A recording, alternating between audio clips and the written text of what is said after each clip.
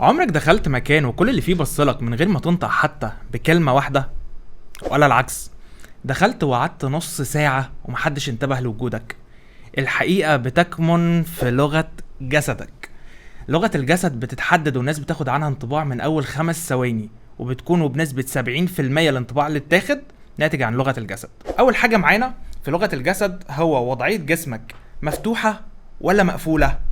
بمعنى، هل انت كتافك مضمومة، ظهرك محني، موطي راسك وكأنك بتعتذر عن وجودك، ولا ظهرك مفرود، كتافك مفتوحة، راسك مرفوعة، بتقول انا موجود ومستعد وواخد مكاني في الحياة. تاني حاجة معانا هي ايدك بتتكلم اكتر منك. ايوه زي ما قلت لك كده، في ناس وهي بتتكلم بتخبي ايديها او بتكون مربعة ايديها، بتحاول ايديها ما تكونش ظاهرة، ودي حاجة مش لطيفة. دي بتوصل للي قدامك في لغة الجسد ان انت حد خايف تعبر عن نفسك او في حاجة مخبيها. والدليل على كلامي ان في معظم اللقاءات التلفزيونية او الجماهيرية للزعماء والمشاهير دايما هما بيتكلموا ايديهم بتكون مفتوحة وموجهة للناس، وده بيدل على الصراحة وقربهم للناس، وده بنلاحظه في الزعماء والسياسيين زي اوباما وغيره وغيره وغيره. مثال هيأكد لك ان حركة الايد مهمة وبتوصل تأثير اقوى بكتير جدا من الكلام. لو في حد جاء قال لك لو سمحت اروح لعنوان كذا منين، وانت شرحت له قلت له اخر الشارع ده شمال، وشاورت بايدك ناحية اليمين، غالبا وبنسبة 99% هيروح للاتجاه اللي ايدك شاورت عليه مش اللي لسانك نطق بيه. تالت حاجة معانا هي نظرة العين. نظرة العين دي لغة تانية لوحدها، بتوصل رسائل وحاجات كتير جدا ممكن لسانك ما يقولهاش. بتوصل ان انت شخص واثق، شخص قادر تعبر عن نفسك بشكل قوي جدا.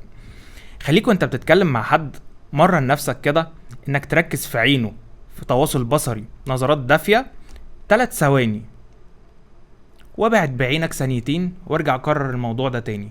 هو مش موضوع تمثيل، هو الموضوع كل ما فيه ان انت بتمرن نفسك انك ازاي تكون واثق واللي قدامك يقرأ الثقة دي من نظرة عينيك. الثقة مش في انك تبص كتير، الثقة في انك مش خايف تتشاف. جملة خليها تلزق في ودانك: اللي بيهرب من نظرات الناس غالبا بيهرب من نفسه. اتمرن قدام المراية وخليك طبيعي. الثقة مش تمثيل، الثقة هي عادة.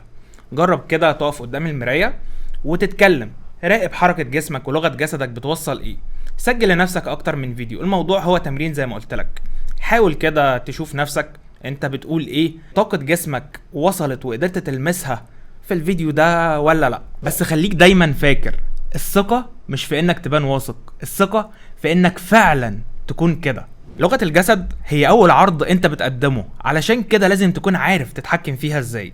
استنونا في الحلقات الجاية، هنتكلم بشكل مفصل وبشكل اقوى وادق عن لغة الجسد. هنتكلم ازاي تعرف اللي قدامك بيحبك ولا بيكرهك، بيتكلم بصراحة معاك ولا بيكذب، وحاجات تانية كتير.